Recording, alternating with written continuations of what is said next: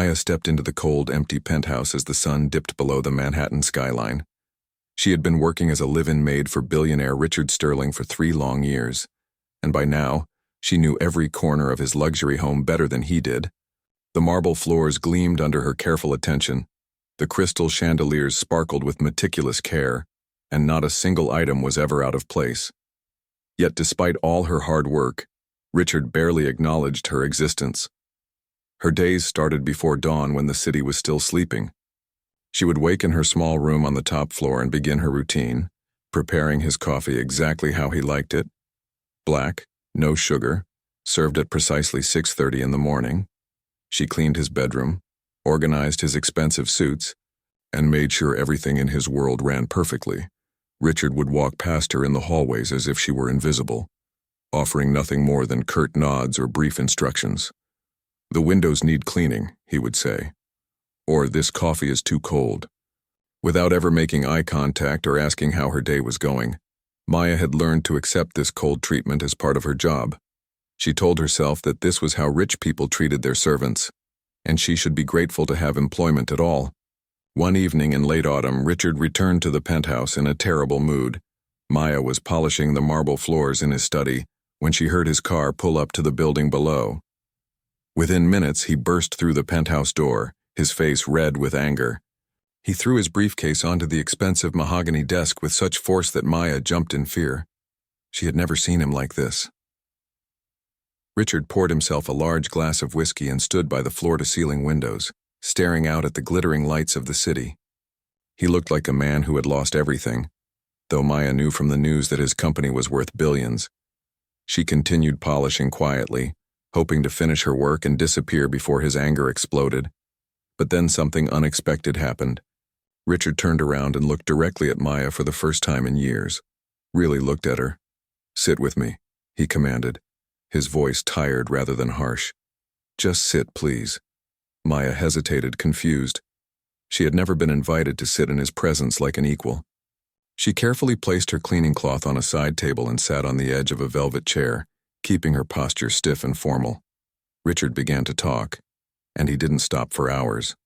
He spoke about a business deal that had fallen through, about partners who had betrayed him, about the emptiness of his success. He talked about how money couldn't buy happiness, how achievement felt hollow, and how he had sacrificed everything for a life that didn't actually mean anything. Maya listened quietly, hearing the pain in his voice. When he finally paused, Maya found herself speaking too. She told him about her dreams of opening a small restaurant, about her family back in her home country whom she missed desperately, about the loneliness of being invisible in a city of millions. Richard listened to her story as if every word mattered, as if she was the most important person in the world. Over the following weeks, these conversations became a routine. On nights when Richard felt overwhelmed by the weight of his success, he would seek out Maya's company. They would sit in his study or on his private balcony talking and laughing as if they were equals. The loneliness they both felt began to fade when they were together. One evening, something shifted between them. Their hands touched and they crossed a line that would change everything. Their relationship remained completely secret, hidden behind closed doors where no one could see. They were careful never to let anyone discover the truth. Maya told herself it was temporary, a moment of weakness that would eventually fade away. Richard convinced himself that what they shared was special and genuine, something separate from the employer-employee relationship that defined their days. Then one morning, Maya's hands trembled as she held a positive pregnancy test in the bathroom of the penthouse. She was carrying Richard's child. She gathered all her courage and told him the news, expecting him to be shocked but hoping he would be happy. Instead, his reaction devastated her completely. His face turned cold and angry. He accused her of trapping him deliberately, of using a pregnancy to secure his money and control his life. He said cruel words that cut like knives. He offered her a large sum of money to have an abortion, or to leave and never contact him again. "I will not have a child with my maid," he said harshly, "and I will not have my reputation destroyed by this scandal. Get an abortion or disappear from my life." Maya felt her heart shatter into 1,000 pieces. Everything she thought they had shared, every moment of connection and intimacy, vanished in an instant. She packed her belongings that very night and walked out of the penthouse forever. She didn't know that she was carrying not one baby, but two. 5 years had passed since Maya walked out of Richard Sterling's penthouse. With nothing but a small suitcase and a heart full of pain, the twins had been born on a cold winter night in a public hospital. James arrived first, followed by his sister Sophia. 6 minutes later, Maya held them both in her arms and made a silent promise that she would give them everything Richard had refused to give them: love, attention, and a sense of belonging. The early years were brutally difficult. Maya worked multiple jobs, often leaving the children with a daycare worker while she cleaned houses during the day and worked as a restaurant server during the night. Her feet ached constantly, her hands became rough and calloused from cleaning chemicals, and she often fell asleep standing up. But whenever she looked at James and Sophia, she found the strength to continue. She saw Richard in their faces, the sharp jawline, the distinctive eyes, and she refused to let bitterness poison her love for them. By the time the children turned 5 years old, Maya had managed to secure a more stable job as a full-time housekeeper for a wealthy family in Manhattan. The family, the Hendersons, were kind and understanding. They paid her fairly, and even allowed her to bring James and Sophia to work on weekends when their regular babysitter was unavailable. The children would play in the Hendersons' beautiful gardens, while Maya worked inside the mansion. The family's own children had grown up and moved away, so they welcomed the presence of the young twins. Sophia was a quiet, artistic child who spent hours drawing pictures with colored pencils.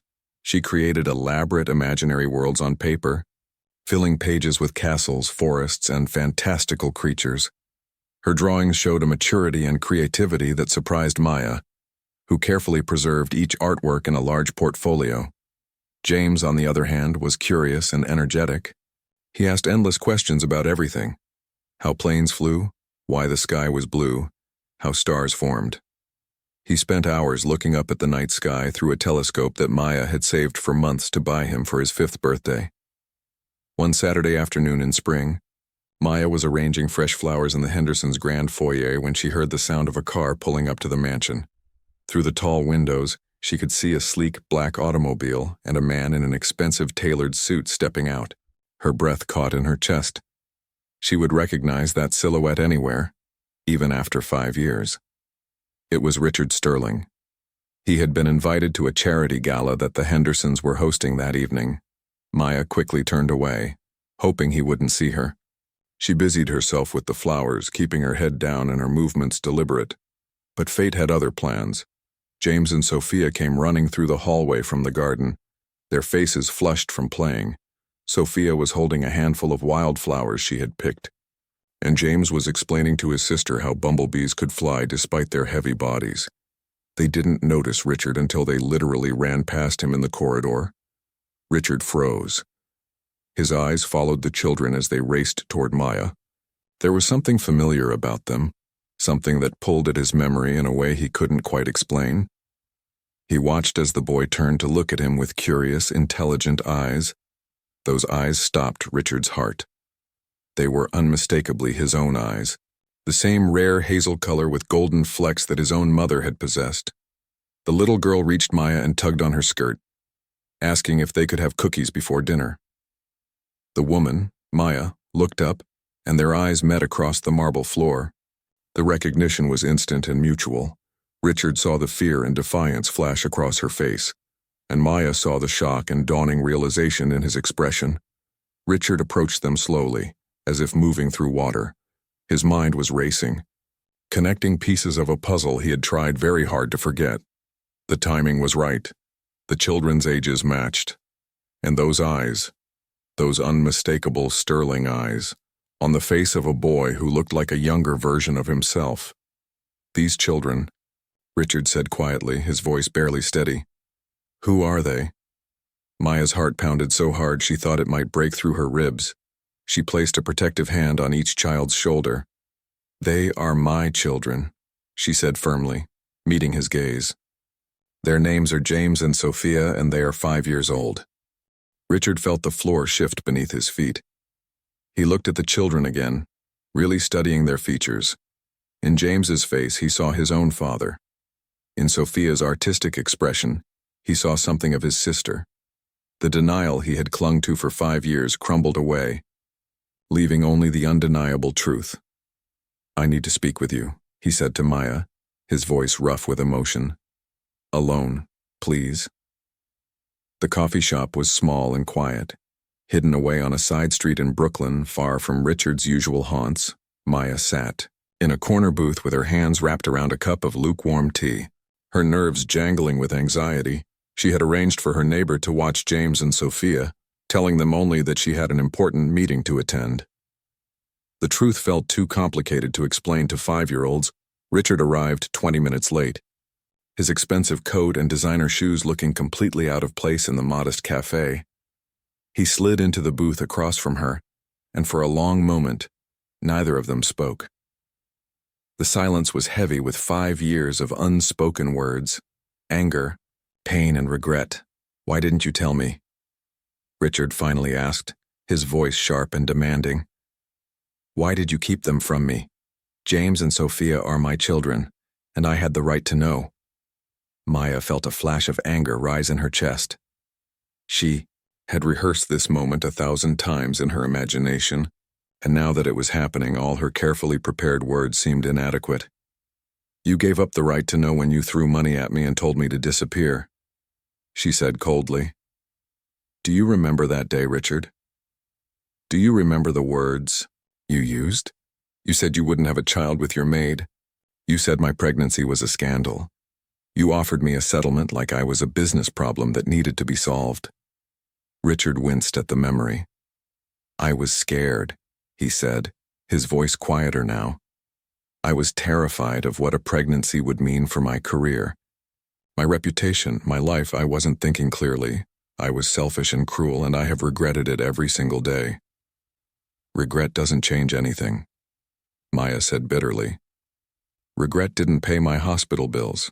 Regret didn't help me work 3 jobs to keep a roof over our heads. Regret didn't teach James to read or help Sophia with her nightmares. For 5 years, I raised 2 children completely alone. I made all the decisions. I sacrificed everything. And you were nowhere." She leaned forward, her eyes blazing. "Do you know what it's like to be 8 months pregnant and working double shifts? Do you know what it feels like to give birth without the father present? Without anyone there but a tired nurse who didn't even know my name? I did all of that, Richard. All of it." Richard's face was pale, his hands clenched into fists on the table. "I know I can't undo what I did," he said quietly. "I know I can't go back and change my choices, but I want to try. I want to be part of their lives now, please." Maya studied his face carefully, searching for any sign of insincerity. But what she saw was genuine anguish and remorse. It didn't erase the past. It didn't undo the pain. But it was something. "It's too late," she said finally. "James and Sophia don't know who you are. They have never asked about their father because I told them the truth, that their father wasn't ready to be a parent, and that was okay. I raised them to believe that my love was enough for both of us, and they are happy. They are thriving." "I understand," Richard said, and he reached into his jacket pocket, pulling out a leather-bound journal. "But I need you to read something. It won't change what happened, but it might help you understand." He placed the journal on the table between them. "For the past 5 years, I have been writing letters to the children I didn't know I had. I wrote about the man I wanted to be, the father I wanted to become. Every single day, I wrote something. Sometimes it was just a few lines, sometimes it was pages. I never thought I would ever give this to anyone. But now that I know about James and Sophia, I need you to know that they have existed in my mind and in my heart, even when I was too much of a coward to acknowledge them." Maya picked up the journal with trembling hands. She opened it to a random page and read, "I wonder if my son enjoys science like I do. I wonder if my daughter has my mother's artistic talent. I wonder if they will ever forgive me for being a man too afraid to be their father." Tears began to stream down Maya's face. She closed the journal and looked up at Richard. "I need time," she said. "I need to think about what's best for James and Sophia. I won't bring them into your life just to have you disappear again when things become difficult. If you want to be their father, you need to understand that this is permanent. This is not a game or a phase. You need to be ready to commit to them completely.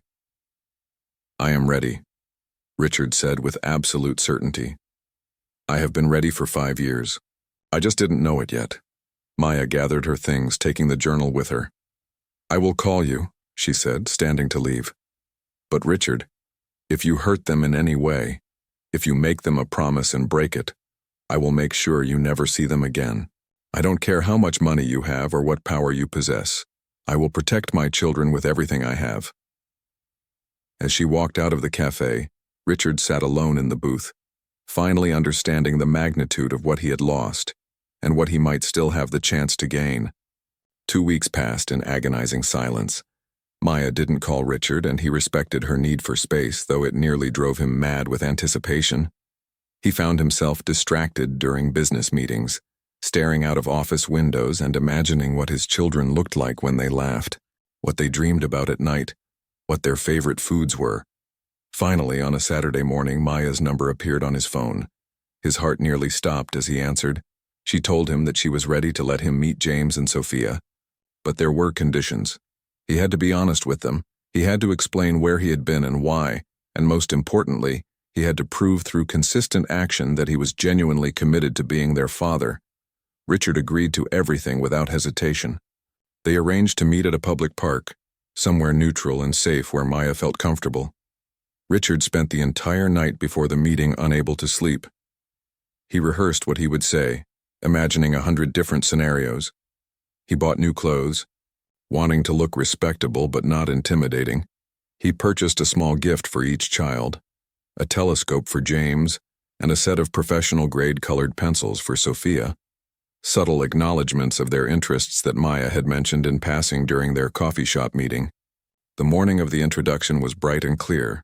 Richard arrived at the park 30 minutes early, his nerves stretched taut like violin strings. He saw Maya before she saw him. She was holding Sophia's hand while James walked beside her, pointing at birds in the trees. His children, real and tangible and absolutely terrifying. When Maya saw Richard, she squeezed both children's hands gently, preparing them. She had spent the entire week explaining to James and Sophia that they had a father who hadn't been there when they were born, but who wanted to know them now. The children had asked many questions, but ultimately, with the simple acceptance of young children, they had agreed to meet him. Richard stood up as they approached, trying to appear calm despite his racing heart. He knelt down to be at eye level with the children, not wanting to tower over them. "Hello," he said softly. "I'm Richard. I'm your dad. I know this might feel strange, and I know you don't know me very well. But I want you to know that meeting you today is the best thing that has ever happened to me."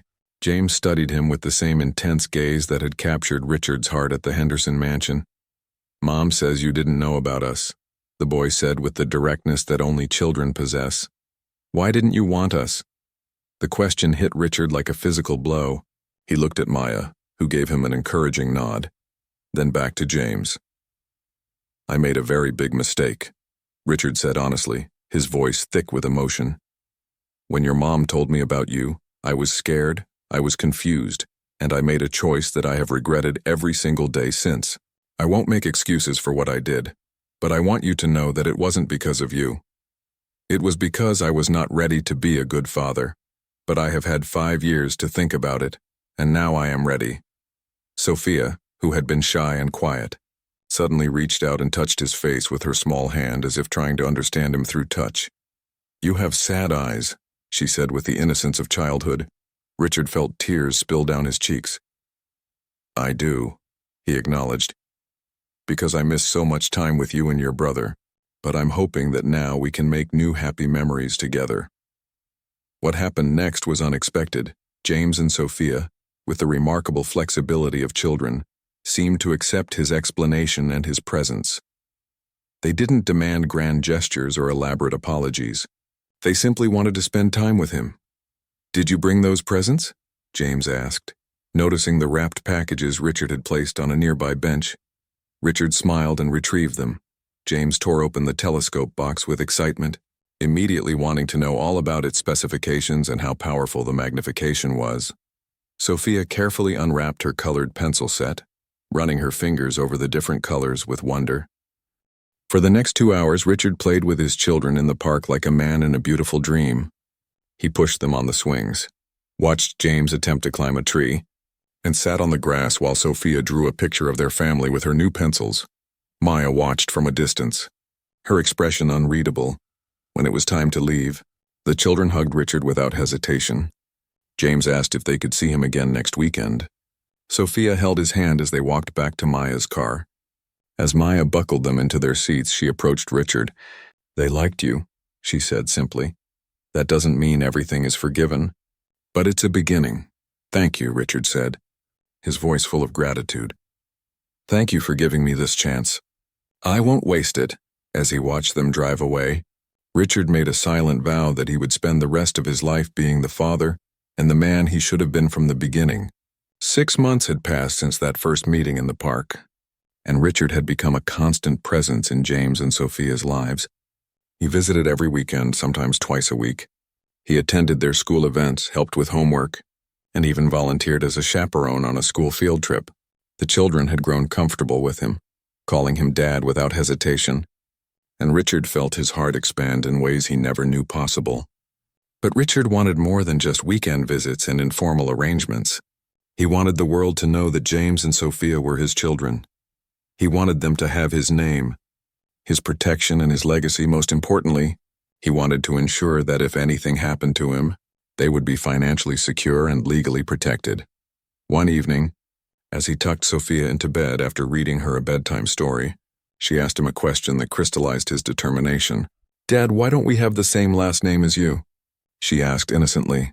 "All the other kids at school have the same names as their dads." Richard's throat tightened. He kissed her forehead and promised her that he would fix that very soon. The next day, Richard met with his personal attorney, a sharp woman named Catherine, who had handled his business matters for over a decade. He explained the situation and his desire to legally recognize James and Sophia as his children.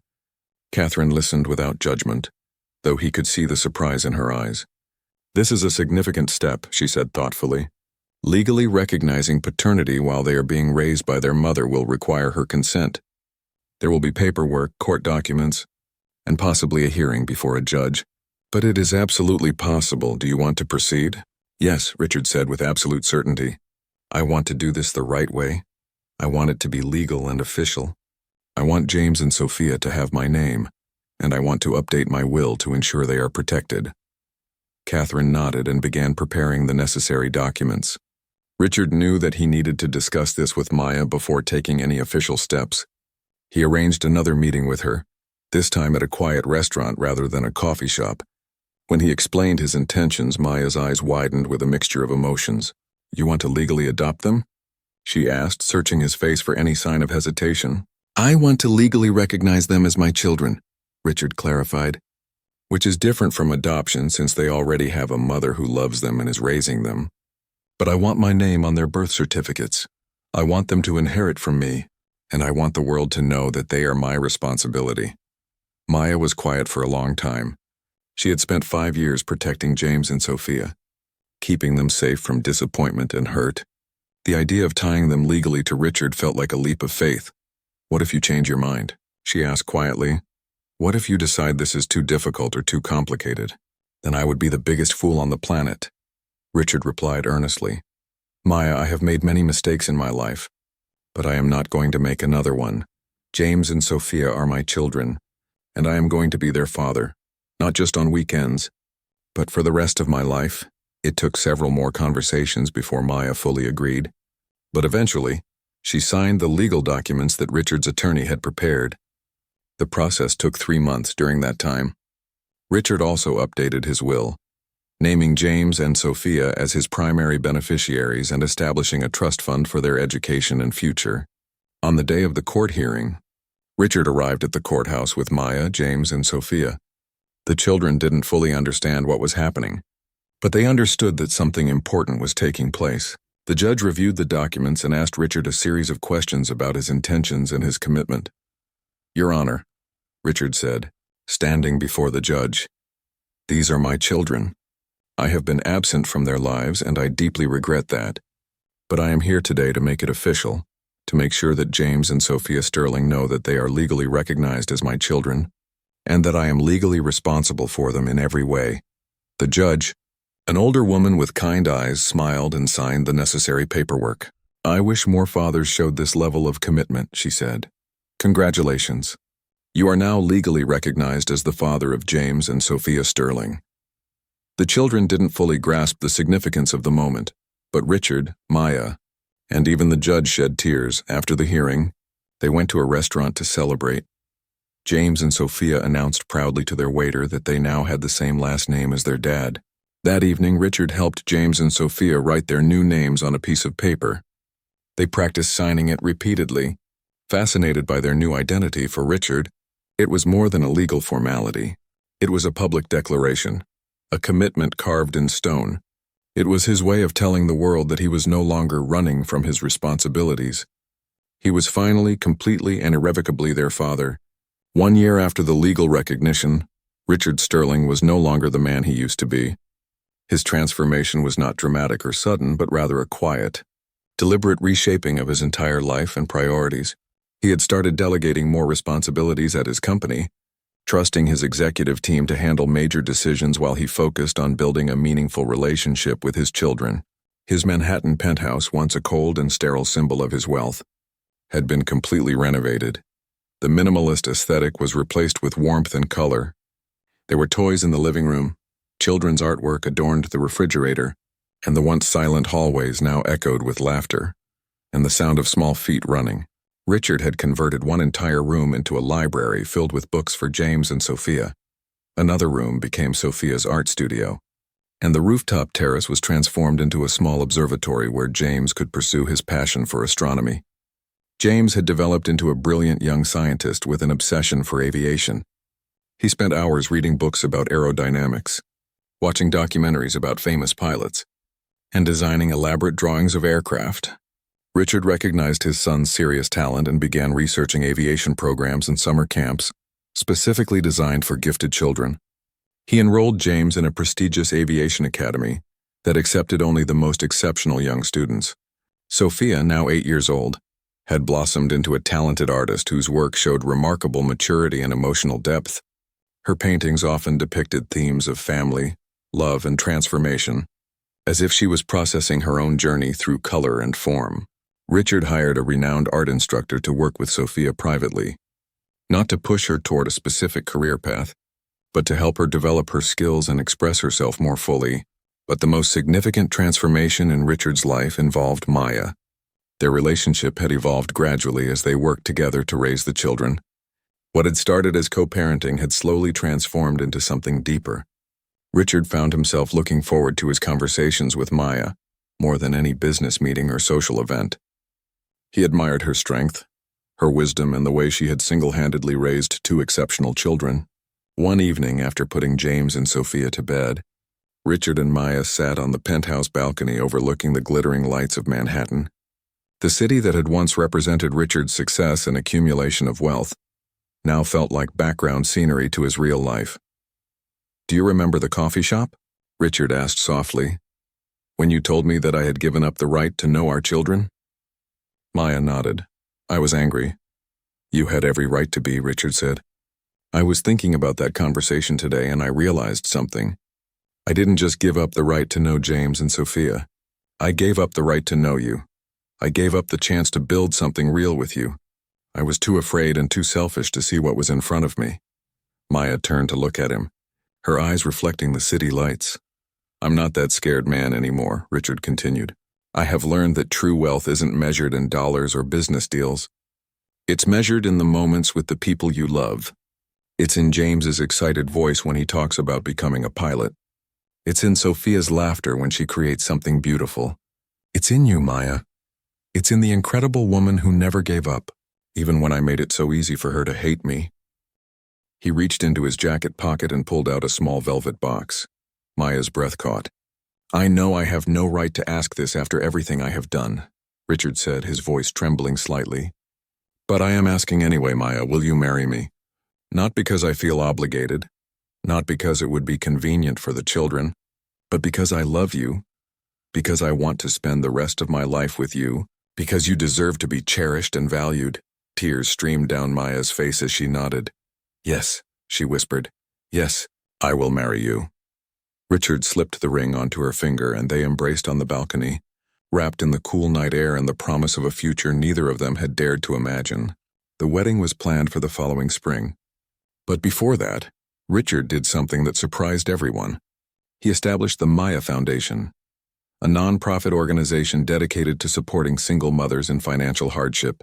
The foundation provided grants, job training, childcare assistance, and mentorship to thousands of women in similar circumstances to those Maya had endured. At the foundation's launch event, Richard publicly shared his story for the first time. He spoke about his shame, his redemption, and the woman who had taught him what truly mattered in life. He didn't hide his mistakes, he acknowledged them openly, hoping that other men might learn from his journey. As he watched Maya cut the ribbon for the foundation bearing her name, surrounded by James and Sophia, Richard understood that his greatest achievement had nothing to do with business or money. His greatest achievement was becoming the man his children deserved as their father, and the partner that Maya deserved as her husband. The wedding day arrived on a perfect spring morning when the cherry blossoms were in full bloom. Maya had wanted a small intimate ceremony, not the grand affair that Richard's social circle would have expected. Instead of a massive ballroom reception, they chose a beautiful garden venue with only close friends and family present. Maya wore a simple white dress that fell gracefully to her ankles. Her hair was adorned with fresh flowers and she carried a small bouquet of white roses and lilies. She looked radiant, not just beautiful but genuinely happy in a way that seemed to glow from within. Richard stood at the altar in a tailored charcoal suit, his eyes never leaving her face as she walked toward him. But what made this wedding different from any other was the role that James and Sophia played.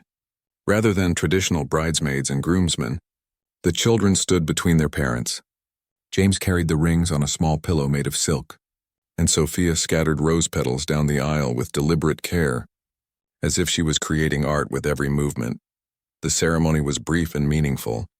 The officiant, a close friend of Richard's, spoke about redemption, second chances, and the power of love to transform lives when it came time for vows. Richard faced not just Maya but his entire family. I stand here today not just to marry the woman I love, Richard began, his voice strong and steady, but to commit to this family, James, Sophia, and Maya. You are my greatest treasures. I promise to be present, not just physically, but emotionally and mentally. I promise to support each of your dreams and to be the father and husband you deserve. I promise to spend the rest of my life making up for the time I lost. When it was Maya's turn, she looked at Richard with an intensity that made the entire gathering hold their breath. Richard, I have learned that forgiveness is not about forgetting the past, she said softly. It's about choosing to believe in the possibility of change. You have shown me that people can transform, that mistakes don't define us forever. I accept you not despite your flaws, but because you have owned them and worked to become better. I promise to walk this journey with you to build a life together, and to raise our children in an environment filled with love and honesty. When the vows were complete, Richard and Maya kissed while James and Sophia cheered. The small gathering erupted in applause, and for the first time in years, Richard felt completely at peace. The reception was held in the garden, with long tables decorated with candles and flowers. The meal was catered by Maya's favorite restaurant owner, who had become a dear friend over the years. Music played softly in the background and people mingled easily, the atmosphere warm and genuine. During the celebration, Richard's older sister approached him. She had been distant during his years of isolation and selfishness, but she had gradually reconnected with him as he transformed. I'm proud of you, she said simply, hugging him. I never thought I would see this day. I thought you were too far gone, too consumed by your ambition, but you proved me wrong. I almost was, Richard admitted. If Maya hadn't walked into that penthouse with determination and strength, if she hadn't refused to let me destroy her life, I would still be that hollow, empty man. As the sun began to set, painting the sky in shades of orange and pink, Richard found himself alone with Maya for a moment. They stood beneath an archway of flowering vines, and he wrapped his arms around her. Thank you, he whispered, for giving me this second chance, for believing that I could change. Thank you for proving that you could, Maya replied, resting her head on his chest. That night, after the celebration ended and James and Sophia were tucked into bed, Richard and Maya sat together in their new home. a Connecticut mansion they had chosen together. It was large enough for their growing family, but warm and welcoming, filled with light and laughter. The house had a library where Richard and James spent hours discussing aerodynamics and reading about the history of aviation. It had a sunlit studio where Sophia painted for hours, creating works that Richard proudly displayed in galleries. It had a kitchen where Maya cooked traditional recipes from her homeland, sharing her culture with her children and husband. Most importantly, it had a front porch where the family sat together on summer evenings, watching the sunset and talking about their days. These simple moments, these ordinary hours spent together, were what Richard had been missing his entire life. One evening, as James was explaining a complex theory about lift and drag, and Sophia was sketching the sky, Richard realized that this was what success truly meant. Not the money he had accumulated, not the companies he had built, but this family, this love, this hard-won happiness.